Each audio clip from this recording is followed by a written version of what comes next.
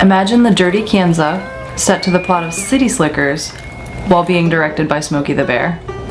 That's about as apt of a description as you're going to find for the Skull Gravel Bike Race. Hawk-eyed nephew, clutched at the branch tops, part gift, part burden, up above the river mouth. Every time I look, well, you always in the road, and ain't nothing behind you, just a thin line in the snow. Located in Burns, Oregon, the Skull is set almost perfectly between Bend and Boise.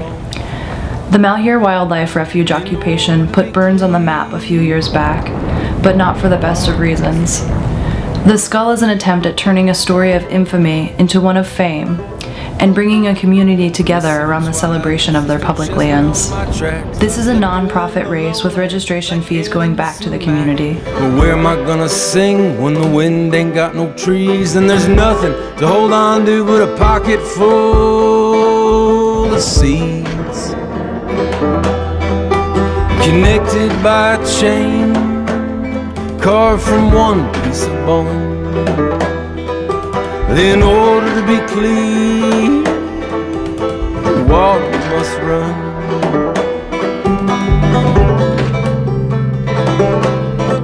Maybe you heard wooden axle clanking up the moon. Well, great-grandma, she coming with a forest full of truth. Take this mighty river and hold it to your eyes. When the fish look up through the mud, they see the same stars you see tonight. Eastern Oregon's high desert is a gravel cyclist paradise. True to the heritage of these lands, cyclists pedal on century-old cattle drive routes still in use today. The signature 120-mile route goes up and over alpine summits and across a large variety of surface and soil types, with more than 80% of the route on gravel or natural surface.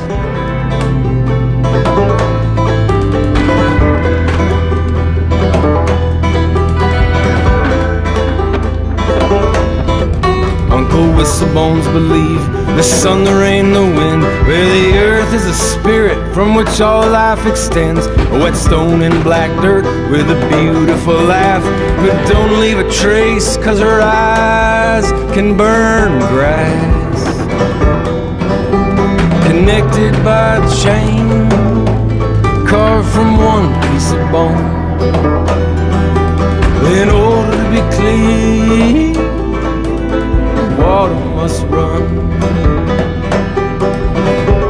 Once you leave the town of Burns, you're out in the wilds with just yourself, a handful of aid stations, other racers, and maybe a vehicle or two over the course of the entire day. Here in the dark, just listening to the spring, the only thing worth carrying is the tune you're...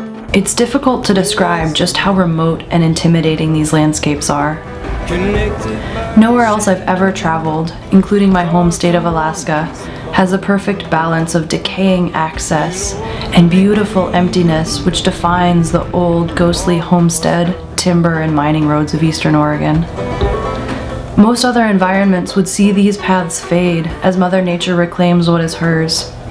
However, these landscapes are so extreme, it can take a century for a road to fade back into its natural state.